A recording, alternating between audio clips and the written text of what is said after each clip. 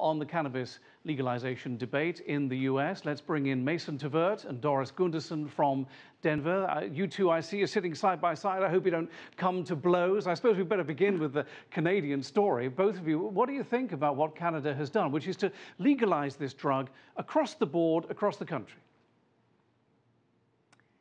I'll go ahead and start. I have some concerns about the legalization of marijuana. I certainly support decriminalization, but we have a robust industry that also has some negative consequences in terms of health effects, in terms of crime, in terms of driving under the influence and more impairment, more fatalities. So I would like to see it decriminalized, but I'm a little leery of what is happening with a full legalization. Mason? Well, ultimately, this is a substance that is in wide demand, and it's been in wide supply for decades and decades and decades. And it's objectively a less harmful substance than alcohol. And while that doesn't mean it's harmless, we do need to recognize that countless adults want this substance, they want to use it, and they're going to access it somehow. And let's make sure that they're doing it safely and legally, that they're getting it from a licensed business that's paying taxes, where the products are labeled and tested, and they actually know what they're getting, as opposed to having to resort to the street where they might be exposed to other more dangerous substances. Yeah, I mean, it's supposed to target the black market, isn't it? And also to protect children. Do you think it will achieve that by bringing cannabis up to the status of, say, wine and beer and spirits, and therefore putting pressure on people who sell it not to give the product to young people? Do you think that is what will happen, or do you think the black market will simply slip elsewhere? I don't think that's what's happened in Colorado. We have a legal market for marijuana, but there's still a black market. And another thing that's happened is we've had more of a heroin and fentanyl surge in this state coming from Mexico and Central America because they can't compete with the marijuana market. So I think it's brought in some problems that were unanticipated. And that's a good point, Mason, isn't it? Because this is a gateway drug, cannabis. It's still a Schedule I drug, and Canada is running into difficulties potentially with the United Nations, with whom it signed conventions not to do what it is now doing. I mean, what do you think about that? Well, let's be clear here. This so-called gateway theory has been debunked repeatedly. There's absolutely no reason why someone who uses marijuana would want to use heroin, just like someone who drinks a beer or has a glass of whiskey doesn't want to use heroin. The gateway is the illegal market. When we force people into the illegal market to find marijuana, they find other illegal substances. And what's really interesting is that we've actually seen opioid deaths go down at a faster rate in Colorado than in other states, and it's been attributed to adults having marijuana as an alternative when it comes to pain management. So, there's been absolutely no evidence that Colorado's marijuana laws have led to any sort of changes or increase in harder drug use. In fact, it appears to be quite the opposite based on all the evidence. What are the possibilities, do you think, you two, that Washington will follow in Canada's footsteps and somehow legalize this drug across the whole country at the federal level? I mean, at the moment we have cross-information coming from the president and his attorney general. The attorney general is talking tough. The president says he favors the states taking the lead.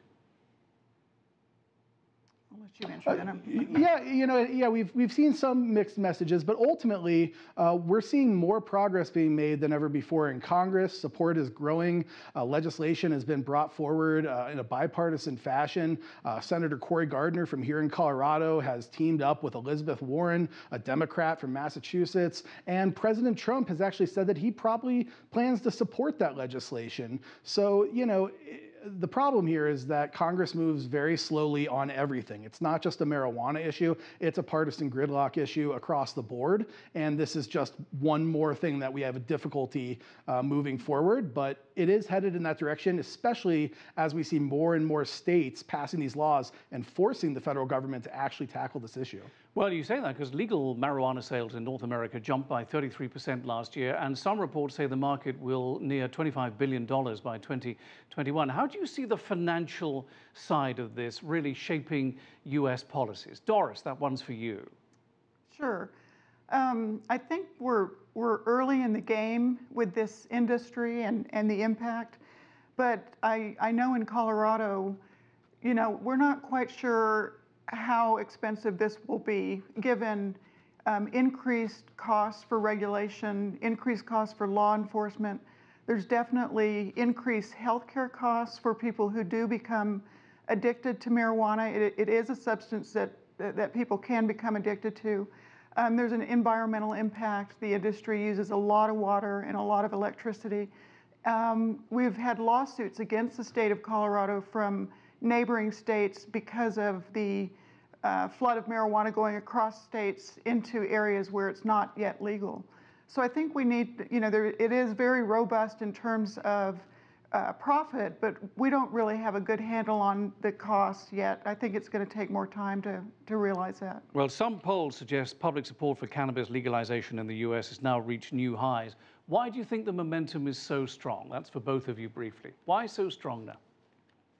Well, I think that people are just fed up with the exaggerations and the reefer madness. They know that marijuana is a less harmful substance than alcohol. They see that states like Colorado, we've spent tens of millions of dollars on regulation. We've generated hundreds of millions of dollars in tax revenue. We've created tens of thousands of new jobs. And ultimately, people want to access this product legally. They want to follow the law.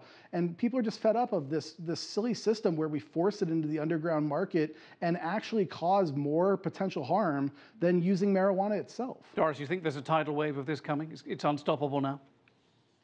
Oh, I think the cow's out of the barn. I do think, it will probably become legalized in most states, and maybe even at the federal level. As Mason indicated, there will be some pressure for that to happen. But I do have a problem with it being called a less harmful drug, because what is being commercialized today is a very high potency THC. It's not the marijuana from the 60s or 70s. So we're really dealing with a very different drug.